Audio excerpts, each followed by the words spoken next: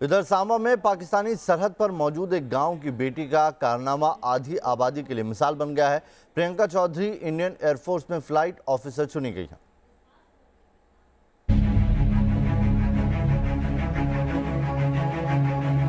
सांबा की कांगवाल गांव की बिटिया प्रियंका चौधरी ने अपने लगन और हौसले से नई इबारत लिखी है।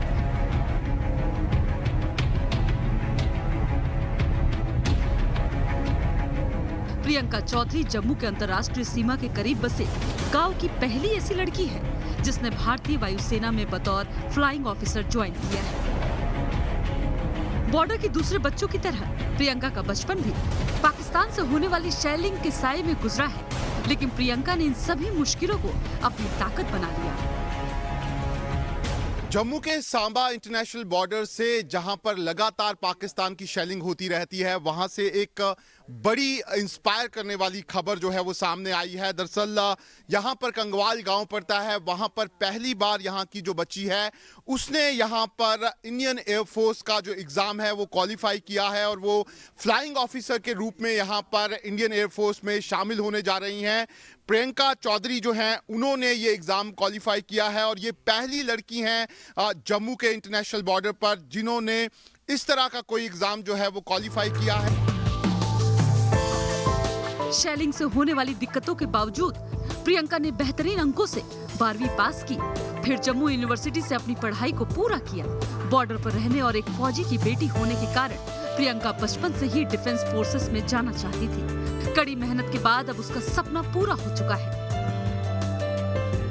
ये जो बॉर्डर का इलाका है बिल्कुल पाकिस्तान सामने है, शेलिंग पाकिस्तान की तरफ से होती है, तो वो टाइम जो पढ़ाई का टाइम था वो आप कैसे इंस्पायर हुए, कैसे इन मुश्किलों का आपने सामना किया? जी सर वही जब भी कभी शेलिंग होती थी तो सर ऐसा नहीं था कि सर हमें अगर सर जब शेलिंग होती थी तो सर हम जैसे बेड वगैरह या कोई भी हार्ड चीज एरिया में शेलिंग होती है? जी सर, मेरा घर क्रॉस करके सर मोटार की जो शेलिंग थी वो सर मोटार शेल सर मेरा घर क्रॉस करके 200 मीटर्स सर आगे जाके गिरे थे सर एक बार। तो सर ऐसा नहीं है सर, ये पूरा जो एरिया है ये सर शेलिंग होती रहती है इस एरिया में सर। तो यही है कि लोग पूरे करेज के साथ यहाँ पे रहते हैं और जो प्रॉब्लम है फेस करते हैं तो अडेप्ट हो चुके हैं अब इस चीज़ के साथ।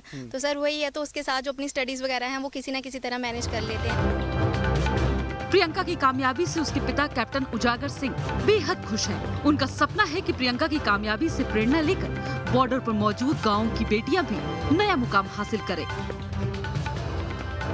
और मेरा यही एक सभी बच्चों के लिए संदेश है कि बॉर्डर में रहते हुए और इन सब प्रॉब्लम को फेस करते हुए जो इसने जिस प्रकार से इंडियन एयरफोर्स में कमीशन लिया, तो हमारे और भी बच्चे चाहे वो लड़के हैं चाहे लड़की हैं और अच्छा करें। प्रियंका की कामयाबी बेटियों को लेकर तालिबानी सोच रखने वालों को करारा जवाब है।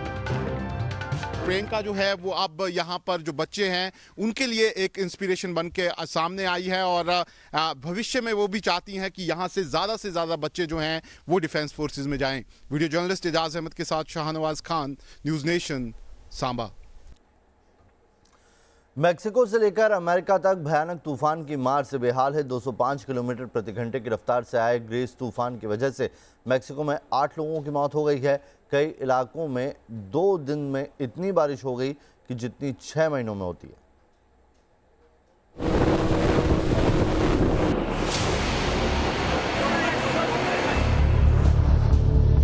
48 घंटे में लगातार 2 बार तबाही वाले तूफान की मार।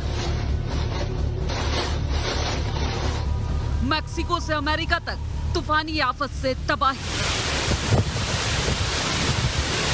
205 किलोमीटर प्रति घंटे की रफ्तार से साइक्लोन का अटैक। ग्रेस तूफान से 8 लोगों की मौत, 100 के करीब लापता। कहर बरपाने पर आमादा तूफान ग्रेस का ये वीडियो डराने वाला है। 205 किलोमीटर प्रति घंटे की रफ्तार से जब ग्रेस तूफान ने गार्सिया में दस्तक दी तो समंदर बेकाबू सा हो गया है।